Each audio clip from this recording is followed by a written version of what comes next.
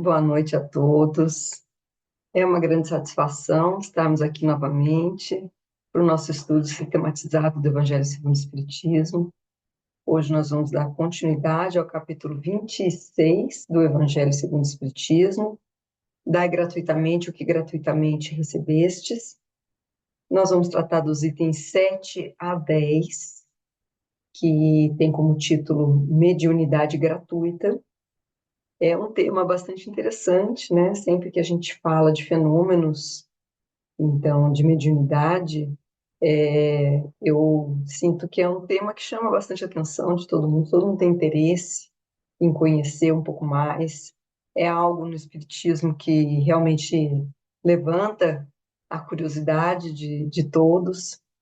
É um atrativo até para a doutrina espírita, e embora eu não seja portadora de uma mediunidade ao menos ostensiva, já que todos nós somos médiums, né, de alguma maneira, provavelmente eu tenha a intuição, seja portadora da intuição, seja intuída aqui nos meus estudos, na fala que a gente vem trazer, mas não tenho uma mediunidade ostensiva, então é um tema daqueles que eu preciso estudar, talvez eu vou tratar sem aquele conhecimento pessoal de trazer casos que eu mesma tenha vivido, mas todos nós podemos, né, com a razão, com o raciocínio, com a lógica, chegar a inúmeras conclusões a respeito do tema, e é um tema realmente muito interessante.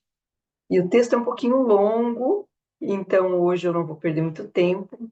Vamos logo passar para a leitura do tema, porque eu acho muito importante a leitura do texto de Kardec. É ele melhor que ninguém para falar sobre o tema e nos dar as primeiras impressões para que, então, baseados no texto de Kardec, a gente possa trabalhar esse assunto. Eu vou compartilhar a tela para que vocês possam acompanhar a leitura. Vamos lá. E vamos fazer a leitura juntos. Aqui, o Evangelho segundo o Espiritismo, capítulo 26, dai gratuitamente o que gratuitamente recebestes. Mediunidade gratuita. Os médiuns atuais, pois que também os apóstolos tinham mediunidade, igualmente receberam de Deus um dom gratuito, o de serem intérpretes dos espíritos, para a instrução dos homens, para lhes mostrar o caminho do bem e conduzi-los à fé, não para lhes vender palavras que não lhes pertencem, a eles, médiuns, visto que não são fruto de suas concepções, nem de suas pesquisas, nem de seus trabalhos pessoais. Deus quer que a luz chegue a todos, não quer que o mais pobre fique dela privado e possa dizer: não tenho fé porque não a pude pagar. Não tive o consolo de receber os encorajamentos dos testemunhos de afeição dos que pranteio, porque sou pobre. Tal a razão porque a mediunidade não constitui privilégio e se encontra por toda parte. Fazê-la paga seria, pois, desviá-la do seu providencial objetivo.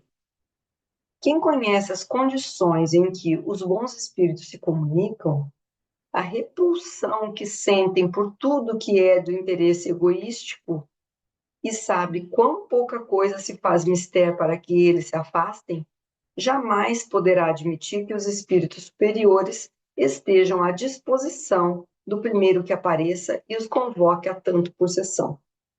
O simples bom senso repele semelhante ideia. Não seria também uma profanação evocarmos por dinheiro os seres que respeitamos ou que nos são caros? É fora de dúvida que se podem, assim, obter manifestações. Mas quem lhes poderia garantir a sinceridade? Os espíritos levianos, mentirosos, brincalhões e toda a caterva dos espíritos inferiores, nada escrupulosos, sempre acorrem, prontos a responder ao que se lhes pergunte, sem se preocuparem com a verdade. Quem, pois, deseja comunicações sérias deve, antes de tudo, pedi-las seriamente e, em seguida, inteirar-se da natureza das simpatias do médium com os seres do mundo espiritual. Ora, a primeira condição para se granjear a benevolência dos espíritos é a humildade, o devotamento, a abnegação, o mais absoluto desinteresse moral e material. A par da questão moral, apresenta-se uma consideração efetiva não menos importante, que entende com a natureza mesma da faculdade.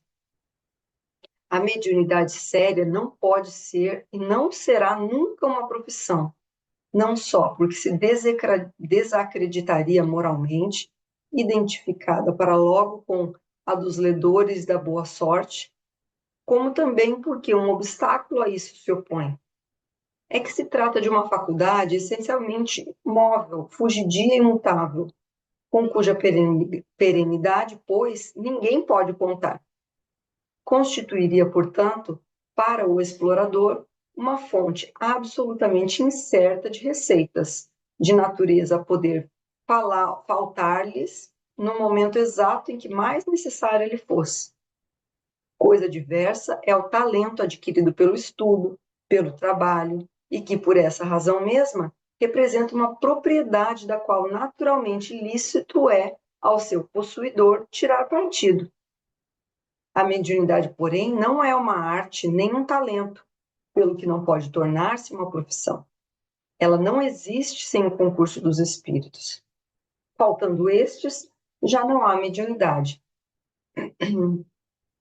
Pode subsistir a aptidão, mas o seu exercício se anula. Daí vem não haver no mundo em um único médium capaz de garantir a obtenção de qualquer fenômeno espírita em dado instante. Explorar alguém a mediunidade é, conseguintemente, dispor de uma coisa da qual não é realmente dono. Afirmar o contrário é enganar a quem paga. Há mais. Não é de si próprio que o explorador dispõe, é do concurso dos espíritos, das almas dos mortos, que ele põe a preço de moeda. Essa ideia causa instintiva repugnância, pois esse tráfico, degenerado em abuso, explorado pelo charlatanismo, pela ignorância, pela credulidade e pela superstição, que motivou a proibição de Moisés. O moderno espiritismo, compreendendo o lado sério da questão, pelo descrédito a que lançou essa exploração, elevou a mediunidade à categoria de missão. A mediunidade é coisa santa, que deve ser praticada santamente, religiosamente. Se há um gênero de mediunidade que requer essa condição de modo ainda mais absoluto, é a mediunidade curadora. O médico dá o fruto de seus estudos, feitos, muita vez, à custa de sacrifícios penosos. O magnetizador dá o seu próprio fluido, por vezes até a sua saúde. Podem pôr-lhes preço. O médium curador transmite o fluido salutar dos bons espíritos. Não tem o direito de vendê-lo. Jesus e os apóstolos, ainda que pobres, nada cobravam pelas curas que operavam. Procure, pois, aquele que carece do que viver, recursos em qualquer parte, menos na mediunidade. Não lhe consagre, se assim for preciso, senão o tempo de que materialmente possa dispor. Os espíritos lhe levarão em conta o devotamento e os sacrifícios, ao passo que se afastam do que esperam fazer deles uma escada por onde subam. E esse é o texto, um texto rico, muito rico, cheio de informações. Então, nós vamos tentar trazer a nossa contribuição e vamos, para isso, destrinchar um pouquinho esse texto e tratar todos os aspectos possíveis, né, por uma palestra, por uma conversa aí de uma hora, no máximo, né, uma hora no máximo que eu tenho para falar.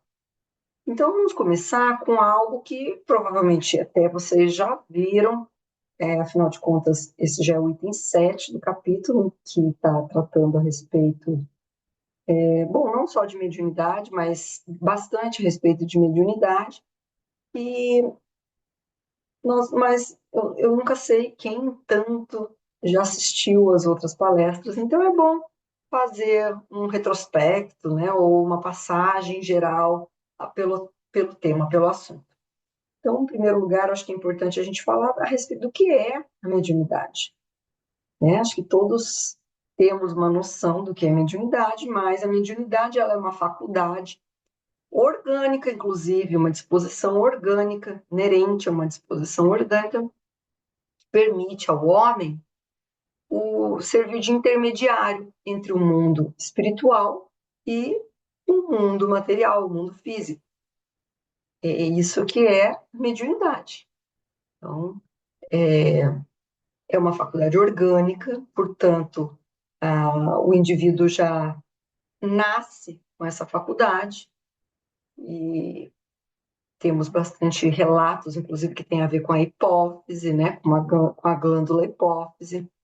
E a pessoa nasce, então, com essa predisposição genética, com essa tem uma disposição orgânica, efetivamente, de ter esse, talvez possamos chamar aí de um sexto sentido, já que nós temos os sentidos materiais, né, visão, audição, tato, nós teríamos aí mais esse sentido que permite ver um pouquinho além, ver uma outra dimensão.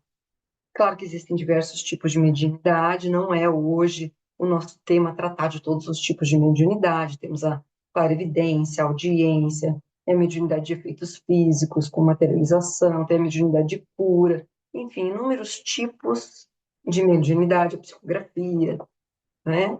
E, é, por vezes, o indivíduo tem um tipo delas, não tem outro tipo, e talvez uma em maior grau, outras em menor grau, e chegamos a ter médiums com todo tipo de mediunidade aflorada, com mediunidade em abundância, né? Como nós temos exemplos aí, Chico Xavier, Eurípides Barçanufo, enfim.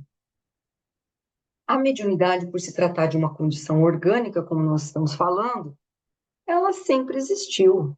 Existiu em todas as épocas, em todas as civilizações. É algo que faz parte da natureza humana e, portanto, sempre conviveu com a humanidade. E não foi o espiritismo que trouxe a mediunidade sempre existiu. Talvez foi possível, através do espiritismo, estudar, entender um pouco mais a mediunidade. O espiritismo chegou numa época em que nós já tínhamos a humanidade, já tinha uma maturidade maior para compreender e poder utilizar-se melhor dessa ferramenta, dessa aptidão. Mas a mediunidade sempre existiu, né? Nós poderíamos tratar, inclusive, em diversos livros da doutrina espírita, da codificação, como no livro dos médiuns, temos no livro de Leon Denis, Depois da Morte. Nós temos inúmeros livros que tratam da mediunidade pela história, falam da mediunidade durante a história. Mas, assim, só para citar, né, exemplificativamente, né, os próprios romanos,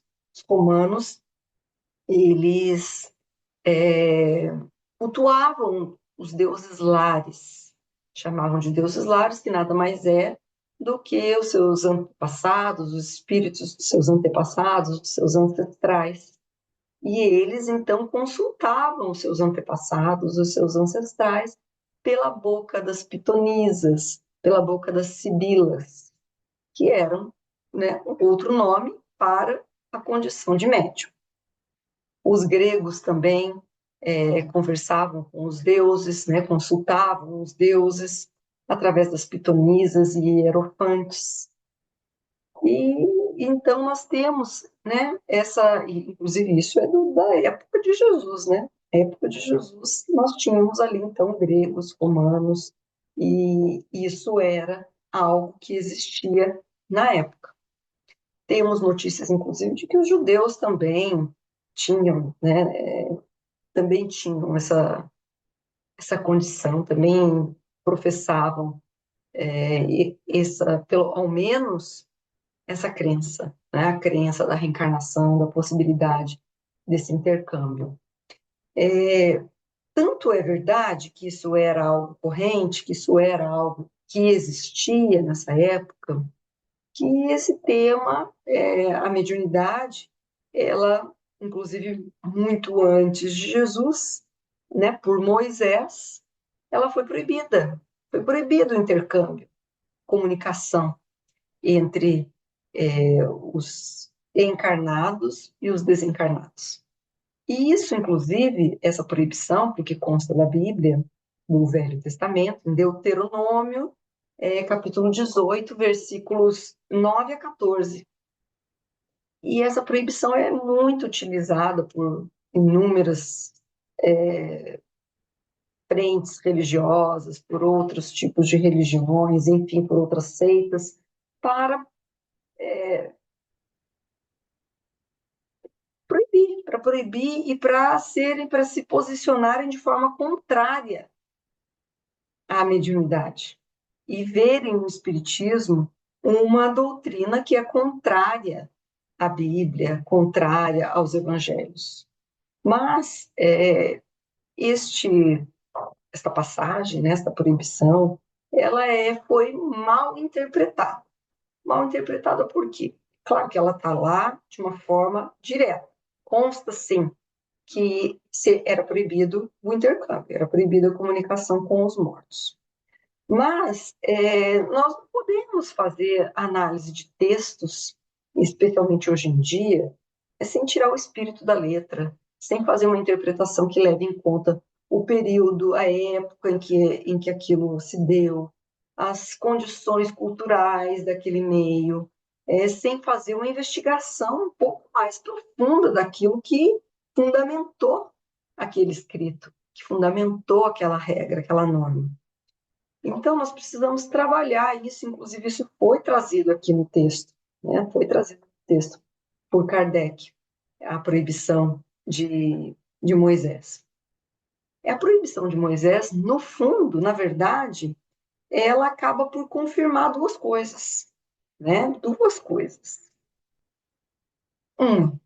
Né? E isso nós tiramos, inclusive, aqueles que trabalham com leis, que trabalham nesse ramo, no ramo do direito, sabem, né? Existe, que isso é um fundamento, isso é uma lógica jurídica, que ninguém promove a lei, uma regra, uma norma, uma proibição de algo que seja impossível.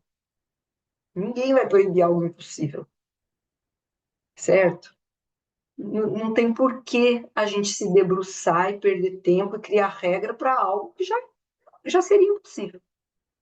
Então, em primeiro lugar, essa proibição, ela já traz a certeza de que a comunicação é possível, senão não teria sido proibida. Se fosse algo impossível, ninguém iria perder tempo de levar a uma lei, porque isso foi uma lei, fazia parte do Código Mosaico, uma proibição de algo que era impossível. Então, esse é o primeiro ponto.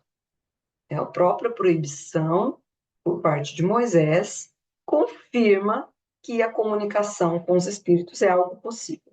E mais do que possível, que é algo que era um hábito naquela sociedade. Ninguém também promove a lei, leva à regra um fato que é raríssimo, que é raro, que quase não acontece. A gente prevê na lei aqueles fatos que são perniciosos e que são, é, a, claro, nós estamos falando de proibição, então fatos perniciosos e que eles são corriqueiros, habituais, que se repetem e que por isso, pela repetição, é que trazem problema e que é necessária intervenção. Intervenção no caso do Estado, né? Ou aqui no caso foi com Moisés, que era a pessoa que conduzia o povo hebreu à época. Então, nós tiramos, em primeiro lugar, essas duas conclusões a respeito dessa proibição, né? Que era algo possível, a comunicação era algo possível já naquela época, e mais, que a comunicação entre encarnados e desencarnados acontecia rotineiramente, e por esse motivo foi necessário que Moisés se debruçasse sobre esse tema e que o levasse para o seu código, para o código mosaico. Aí nós precisamos saber um pouquinho mais da história. Por que Moisés proibiu? Por quê? Isso tem a ver com alguma mensagem, né, trazida por Deus, uma mensagem de cunho divino, que veio nos dizer que isso não se deve ser feito por, como algumas religiões dizem, né, que nós estamos falando com demônios, que não são, que os espíritos não podem se comunicar. Não, não foi.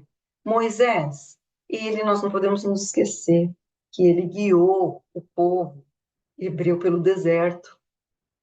Ele tinha uma gama de pessoas para ele controlar. Ele precisava controlar aquele povo, né? Passou 40 anos no deserto. E ele precisava controlar, colocar regras, estabelecer limites, para que aquilo não virasse uma desordem, para que ele não perdesse o controle daquele povo. E o povo hebreu, ele passou muito tempo sob o jugo dos egípcios, né? Sob o jugo do Egito. E o Egito era uma civilização, né? Os egípcios era uma civilização politeísta, acreditava em inúmeros deuses. E eles tinham este hábito de consultar pitonisas, mas consultar hierofantes mediante pagamento, para fazer trabalhos de magia, adivinhações, para adivinhar o futuro. E, portanto, as pessoas eram muitas vezes vítimas de fraude, eram enganadas, vítimas de mistificação. E como isso era algo que acontecia com muita frequência, foi necessário que Moisés interviesse e que proibisse essa prática. Isso para quê? Para proteger a maioria da população que era vítima de golpes, de fraude, de mistificação. Então, essa era a finalidade. O material humano naquela época era muito pobre. Era muito pobre. Não, estávamos ali, um povo muito primitivo, estávamos no início, ali, o espírito ainda era na sua fase, vamos dizer que infantil. Não tinha maturidade para lidar com essa faculdade, com a seriedade que ela exige. Por isso que naquela época o melhor era que se evitasse. Que se evitasse. Agora, evitava, mas não deixava de acontecer. O próprio Moisés deu provas de que era um médium. Ele recebeu os 10 mandamentos, foi o primeiro, foi um objeto de psicografia, primeiro psicografia, pois ele recebeu os 10 mandamentos, teve origem divina, teve origem divina. Ele viu a sarça ardente, ele era um médium. Ele também se utilizava de médiums no seu auxílio, para que ele exercesse ali as suas funções ele consultava 70 anciões, se não me falha a memória, 70 anciões médiums ou anciãos, olha, posso estar falando errado, vocês me perdoem, tá? Mas eles só podiam trabalhar, portanto, no tabernáculo. Então, no tabernáculo era possível a consulta. Agora, para o povo comum, nas ruas, entre as pessoas em geral, é que ele proibiu. Mas ele mesmo se utilizava. Ele se utilizava da consulta a esses 70 anciãos. O que mais? Nós precisamos deixar claro que Moisés, como eu já tentei trazer, ele instituiu um código mosaico. Ele criou leis civis. Não são todas as leis, todas as regras dele que têm uma origem divina. É como um código civil, código penal, código administrativo. Então, ele tinha 603 mandamentos neste código mosaico. Apenas 10, esses 10 primeiros mandamentos é que tinham origem divina. Para os demais, ele inclusive chegou a atribuir origem divina, mas com a finalidade de que ele conseguiu uma maior autoridade. Né? Dizendo que tinha origem divina, as pessoas respeitavam mais. Então, ele deu origem divina, mas não era um código de conduta muito normais, às vezes, de questões muito materiais, questões não tem nenhuma ligação com a espiritualidade. São realmente para regular a vida em sociedade. Como disse mais uma vez, o Código Civil, o Código Penal, o Código Administrativo, o Código de Processo Civil. E era isso, esses mandamentos eram isso. Tanto é verdade que Jesus, que disse com todas as letras que não veio para destruir a lei, ele próprio acabou por desobedecer mais de 100 desses mandamentos. Mais de 100 mandamentos. Nós temos inúmeras passagens na Bíblia em que se lê Jesus dizendo: ouvistes o que foi dito, eu, porém, vos digo, e trazia um novo ensinamento. Ele, portanto, desdizia aquilo que foi dito por Moisés em outra ocasião. Por exemplo, ele disse: Moisés vos disse dente por dente, olho por olho. Eu vos digo, fazei o bem aos que vos querem mal, bendizei aos que vos amaldiçoam, perdoai aos que vos perseguem. Ele trouxe algo diferente, né? Esse código mosaico, para vocês terem uma ideia, tinha diversas disposições, como, por exemplo, ter que lavar as mãos antes de comer, o que poderia comer, o que não se poderia comer, regras de higiene, efetivamente, fala sobre circuncisão, proibia a cura aos sábados, o trabalho aos sábados, e aí Jesus descumpriu também este mandamento. Enfim, vamos deixar isso bem claro.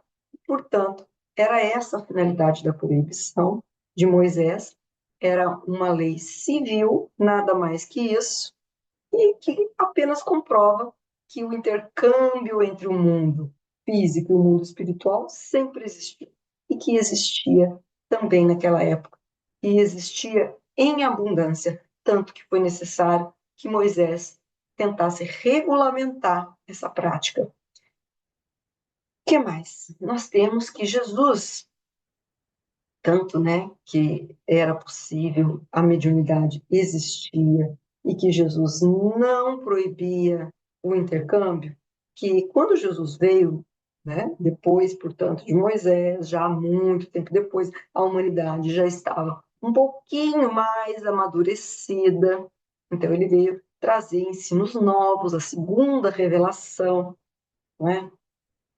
Exatamente porque nós tínhamos condições de entender um pouco mais, não tudo ainda, tanto que ele prometeu o Consolador, né, para trazer a terceira revelação. Mas, enfim, já estávamos um pouquinho melhor, um pouquinho mais adiantados nessa fase, quando Jesus veio. E então Jesus pôde falar desse tema um pouquinho melhor, tanto que nós vamos encontrar nos textos bíblicos algumas diversas curas, por exemplo, que é a mediunidade sendo empregada por Jesus. Jesus conversou com Moisés e Elias no Monte Tabor, né? Aquela uma passagem muito linda. Ele levou, acho que com ele apenas 3 apóstolos, quando houve ali, portanto, este fenômeno mediúnico. E o próprio Moisés, né? O próprio Moisés, que tinha proibido a mediunidade, estava lá para conversar. Portanto, ele mesmo revogou a sua proibição, né? E depois dele ressuscitar, depois que ele apareceu, depois de 3 dias da sua desencarnação, materializado, vamos falar então aqui mais conforme o nosso entendimento espírita, ele disse aos discípulos, ele se comunicou com os seus apóstolos e disse a eles que aguardassem o cumprimento da promessa. Que promessa, né? Nós vamos falar já já.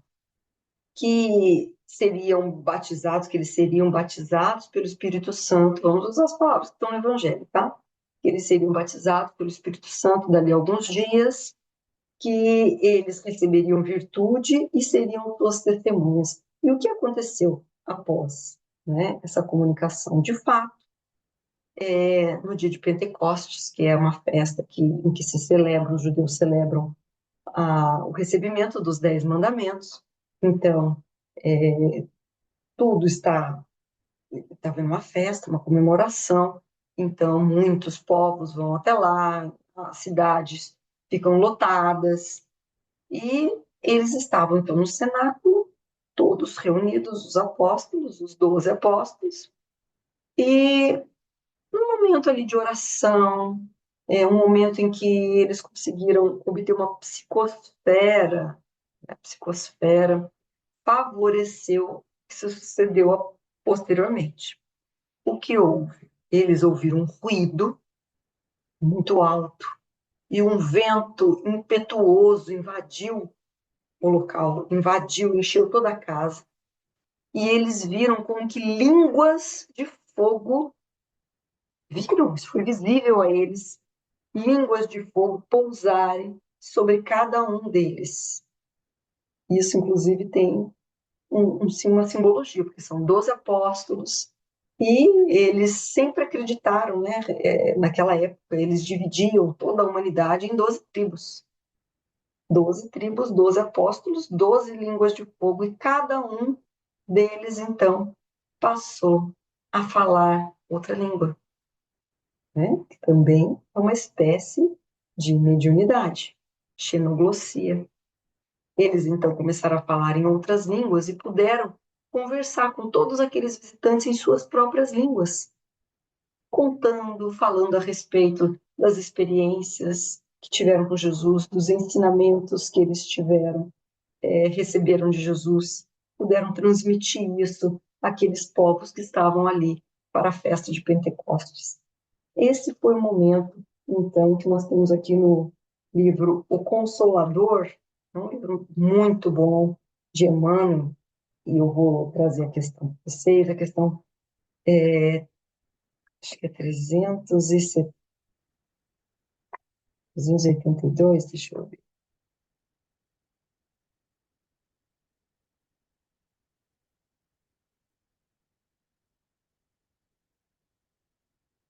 É 382 que fala. A pergunta é: qual a verdadeira definição da mediunidade? E aí a resposta de Emmanuel: a mediunidade é aquela luz que seria derramada sobre toda a carne e prometida pelo Divino Mestre aos tempos do Consolador, atualmente em curso na Terra. Então, não é que aquela luz que seria derramada sobre toda a carne e que os jovens teriam sonhos, os velhos falariam, né, outras línguas, enfim. Eu não estou com o texto bíblico aqui agora, mas é essa promessa que ele está se referindo. E é essa promessa que Jesus também estava se referindo aqui, quando disse aos apóstolos que a promessa se cumpriria ali em alguns dias, e se cumpriu na festa de Pentecostes, né, no dia de Pentecostes, quando então a mediunidade estava ali inaugurada. A fase da mediunidade como é, ferramenta de evangelização, como ferramenta de trabalho, uma nova fase para a mediunidade. Estava ali sancionada que agora, sim, as pessoas tinham maturidade. A humanidade já tinha maturidade para trabalhar com a mediunidade. Foi Jesus mesmo quem prometeu, quem fez essa promessa. Quem disse que isso aconteceria, que eram chegados os tempos. E, portanto, ele estava ali sancionando a mediunidade. Mas a mediunidade, como diz aqui, a missão mediúnica. A missão mediúnica, se tem os seus percalços e as suas lutas dolorosas, é uma das mais belas oportunidades de progresso e de redenção concedida por Deus aos seus filhos misérios. Sendo luz que brilha na carne, a mediunidade é atributo do espírito, patrimônio da alma imortal, elemento renovador da posição moral da criatura terrena, enriquecendo todos os seus valores no capítulo da virtude e da inteligência, sempre que se encontre ligada aos princípios evangélicos na sua trajetória pela face do mundo. Então, ele veio trazer a mediunidade, sim, mas um outro perfil, né? A necessidade de a mediunidade ser utilizada de uma forma ligada aos princípios evangélicos, como uma ferramenta de serviço para servir. Sempre foi isso que Jesus trouxe, né, para que nós fôssemos servidores, pois até o Filho do Homem veio para servir, quanto mais nós estamos aqui para servir. Muito mais, né? Muito mais, porque quem são os médiuns? Quem são os médiuns? Os médiuns não são todos missionários que vêm aqui, né, com essa faculdade de uma maneira assim, como se fosse um atributo, um privilégio.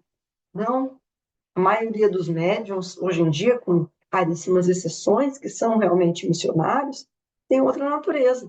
Vamos ver o que são médiuns aqui no livro de Emmanuel. O que é o médium? Ele traz palavras, são palavras duras. Tá? Esse aqui é o capítulo, vou dizer porque ele é muito bom, esse capítulo. Todos que puderem, procurem, porque eu vou ler um trechinho, mas o capítulo inteiro é muito bom. Se chama Mensagem aos Médiuns, capítulo 11. E aqui no item 11.2, Emmanuel fala assim: quem são os médiuns na sua generalidade? Os médiuns, em sua generalidade, não são missionários na acepção comum do termo. São almas que fracassaram desastradamente, que contrariaram sobremaneira o curso das leis divinas e que resgatam, sob o peso de severos compromissos e ilimitadas responsabilidades, o passado obscuro e delituoso. O seu pretérito, muitas vezes, se encontra enodoado de graves deslizes e de erros clamorosos. Quase sempre são espíritos que tombaram dos cumes sociais pelos abusos do poder, da autoridade, da fortuna e da inteligência, e que regressam ao orbe terráqueo para se sacrificarem em favor do grande número de almas que desviaram das sendas luminosas da fé, da caridade e da virtude. São almas arrependidas que procuram arrebanhar todas as felicidades que perderam, reorganizando com sacrifícios tudo quanto esfacelaram nos seus instantes de criminosas arbitrariedades e de condenável insânia. Vejam bem, vejam bem, que não se deve o médium jamais se achar alguém especial, alguém que veio aqui para a Terra como um ser de luz luminoso, a quem Deus está premiando com a mediunidade, com esse conhecimento que para muitos, né, seria algo secreto, sigiloso, ou misterioso, que é o mundo dos espíritos, o mundo espiritual, e eles têm, de certa forma, desvendados, né? Eles cai o véu e eles conseguem antever algumas realidades. Para eles próprios é muito bom, não é muito bom você ter certeza absoluta pela sua própria experiência da existência do plano espiritual, da imortalidade da alma, ter um intercâmbio, é algo que deveria, ao menos, nos trazer, nos iluminar ainda mais o nosso espírito, pela própria verdade que se atinge com experiências próprias. Isso é para engrandecer qualquer um, deveria ser algo para engrandecer, para incentivar a prática do bem, o desejo de adquirir mais valores espirituais, de se melhorar, né, por antever tudo isso, todas essas verdades do mundo espiritual. Mas não é um ser privilegiado que veio aqui como um super-herói, alguém que tem mais valor do que os demais. Pelo contrário, em regra, são seres endividados, espíritos muito endividados, e que, portanto, precisam pagar fazendo bem para inúmeras pessoas, para tentar diminuir um pouquinho o débito que eles acabaram por obter com o seu passado delituoso. Eles têm tantos débitos que eles precisam trabalhar muito no bem e em prol do seu semelhante para tentar minimizar os seus débitos. Esse é, na generalidade, o médium. Você não deve jamais se envaidecer, se sentir um ser à parte da criação, alguém especial e com maior valor. Jamais. Apenas pelo que nós temos aqui narrado do que é o médium. Na generalidade, evidentemente, existem exceções, muitas exceções. E a mediunidade, ela é como uma faca.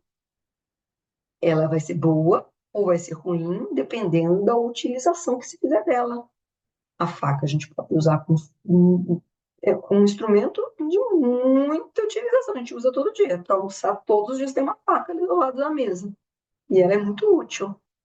Agora, uma faca também pode ser utilizada para ferir. Então, depende da utilização que nós vamos dar a ela. A mediunidade é a mesma coisa. Ela pode ser muito bom, um instrumento muito bom de serviço para a humanidade, de serviço ao próximo, mas pode também, se mal utilizada, ser uma ferramenta muito ruim e que vai trazer débitos ainda maiores para o médium que mal fez, o mau uso fez dessa faculdade. Foi concedida por Deus. Como eu já disse, né, e disse o texto, a mediunidade é uma coisa santa. É uma coisa santa. Deve ser tratada, portanto, com santidade, com seriedade. Ela tem que ser utilizada com utilidade, para fim útil, para auxiliar, para consolar, né, para trazer verdades do mundo espiritual que possam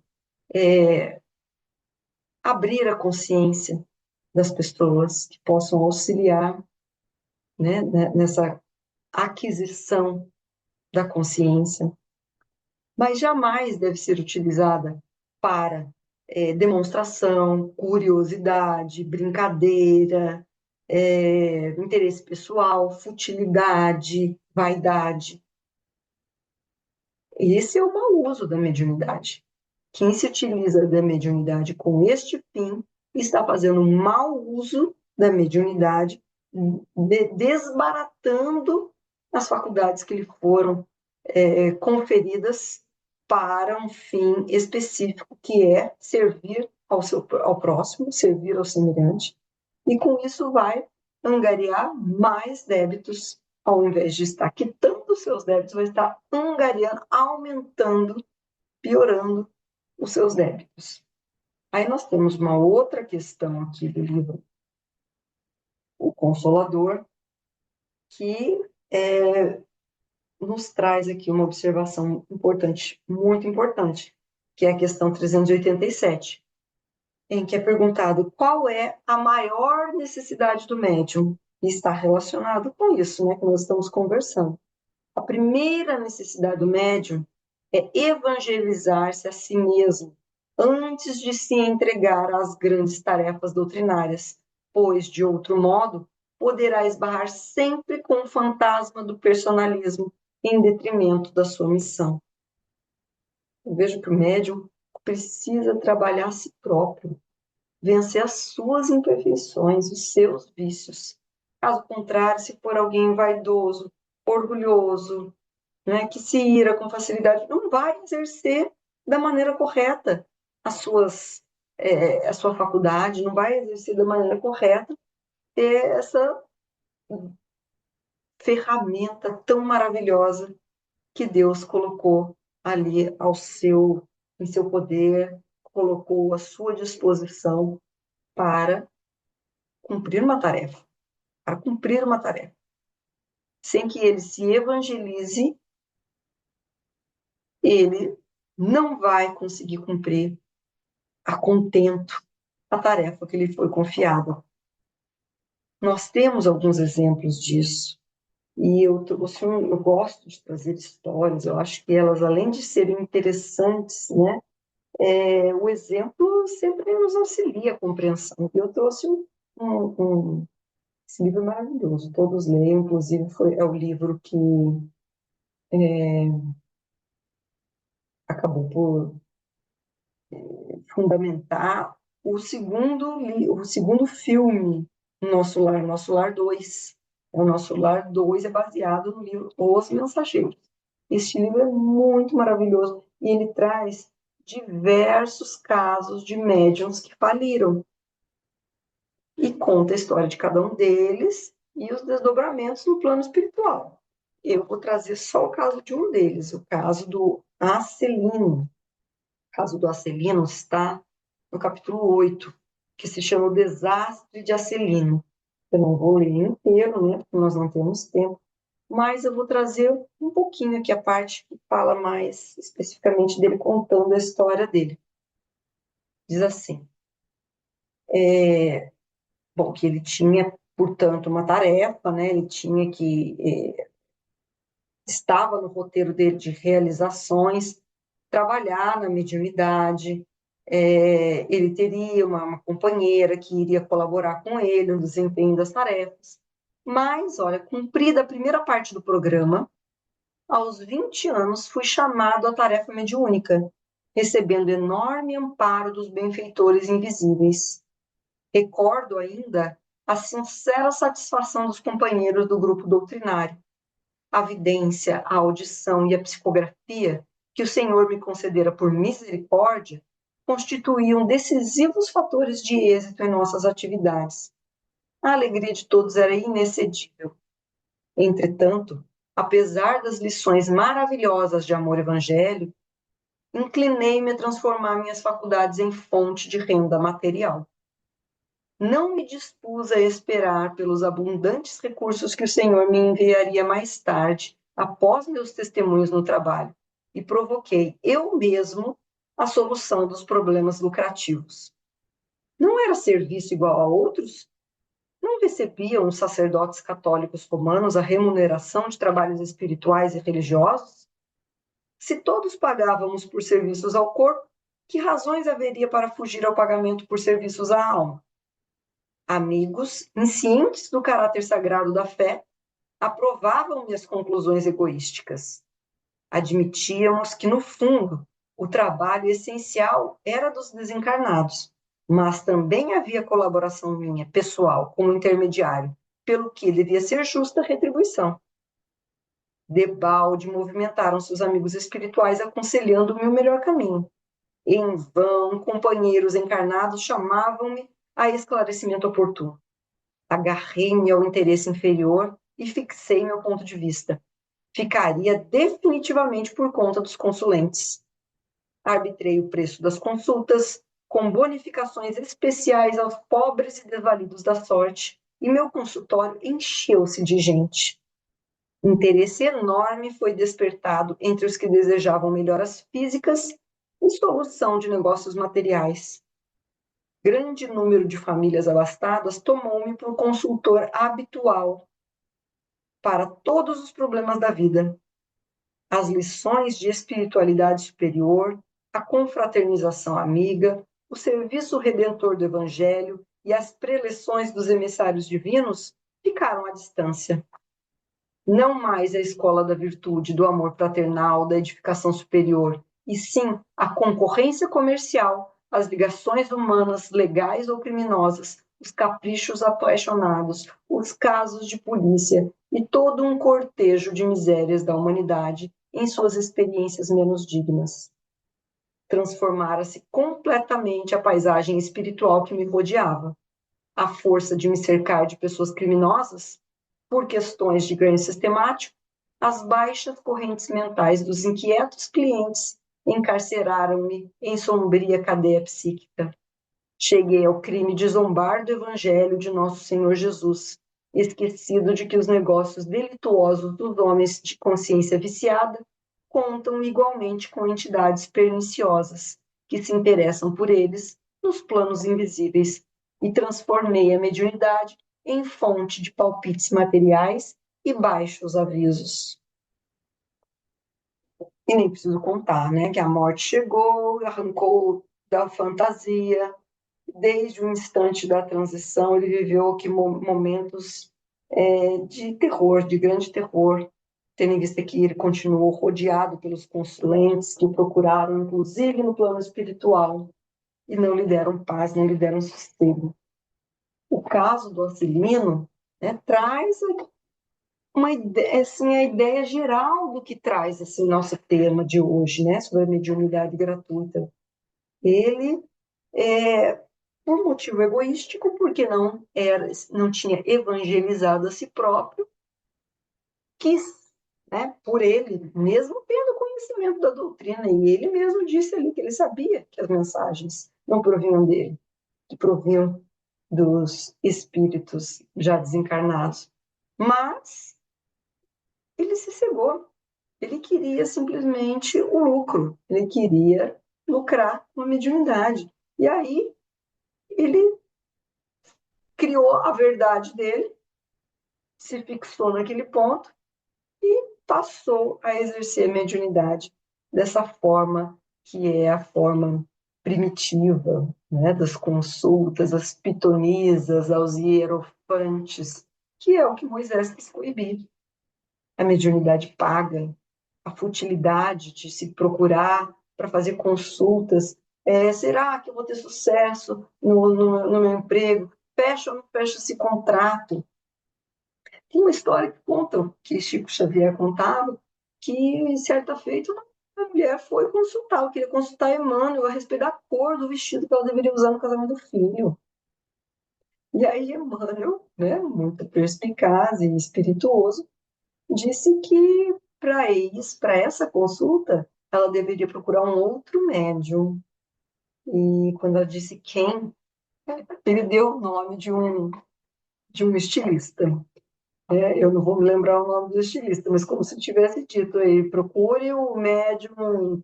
Quem que nós tivemos aí de estilista? Clodovil Hernandes.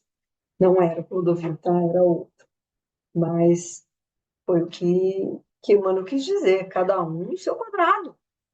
Nós não estamos aqui para isso, para esse tipo de futilidade. Nós estamos aqui para coisas sérias, para consolar pessoas que estão sofrendo. Nós estamos aqui para trazer verdades do mundo espiritual, para fazer com que as pessoas despertem, né? Para trazer o despertar da consciência, para que as pessoas, conhecendo a verdade do mundo espiritual, passem a dar maior valor aos bens espirituais do que aos bens materiais e possam, com isso, se transformarem em pessoas melhores, pessoas um pouco mais desapegadas, que possam enxergar mais o outro, a dor do outro, a dor humana, ter um pouquinho mais de compaixão, né? O Espiritismo faz tudo isso. Então, o conhecimento do mundo espiritual tem uma dessas funções, né? Tem entre as suas funções esta também, de auxiliar na melhoria do homem. A melhoria do homem. Quando a gente acaba por se convencer desses valores maiores, a gente se transforma. É natural. E então, vamos trabalhar um pouquinho, né, o que aconteceu ali com o Marcelino e o que é trazido aqui também na questão aqui 389, que eu já vou falar, e que foi trabalhado aqui no nosso texto, no texto de Kardec. Por que que nós não podemos fazer, então, da mediunidade o ganha-pão, fazer dele uma profissão, como Marcelino quis fazer?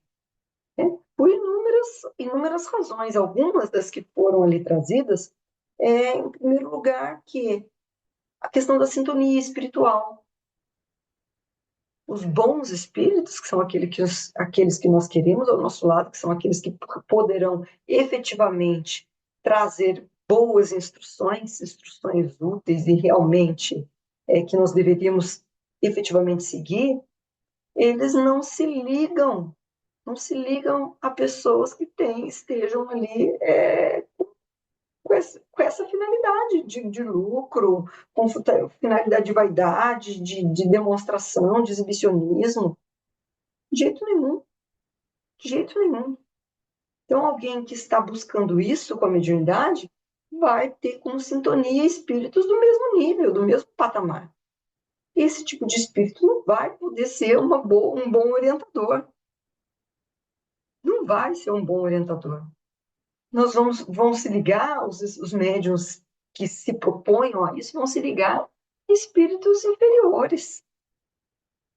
Espíritos inferiores tão quanto nós. O que um cego pode guiar outro cego?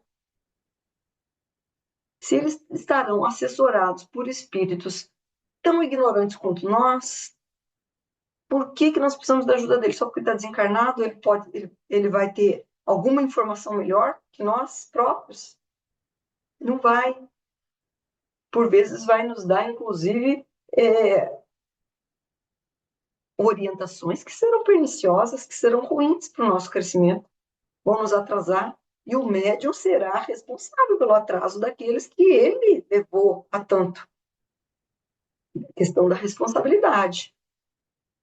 A outra questão é que, como disse Chico Xavier inúmeras vezes, o telefone só toca desse lado, né? A gente não consegue chamar o espírito na hora que a gente quer. O espírito que a gente quer na hora que a gente quer para consulta. Não quer. Eles não trabalham para nós. Eles também têm as suas atividades, eles são muito ocupados, especialmente os espíritos que nós estamos falando aqui superiores. Eles não estão à nossa disposição, para que a gente possa garantir que naquela hora, na hora da consulta, naquele momento, o espírito que a pessoa quer evocar, de jeito nenhum. Nem Chico Xavier, que era um médium missionário, inúmeras vezes ele não conseguiu trazer a mensagem que uma mãezinha, que uma família, enfim, que alguém, um sofredor, foi buscar. Por quê? O telefone só toca desse lado. Quantas vezes, quantas histórias nós temos de pessoas que foram uma, duas, três, quatro, para conseguir uma mensagem só na quinta vez, depois de alguns anos frequentando o Centro Espírita de Chico Xavier. Então, nós não podemos contar quem vier, o médium que vier dizer que vai fazer isso, com certeza está sendo vítima de espíritos mistificadores, de espíritos brincalhões, de espíritos que estão se aproveitando. Então, já precisa fazer essa análise crítica, né?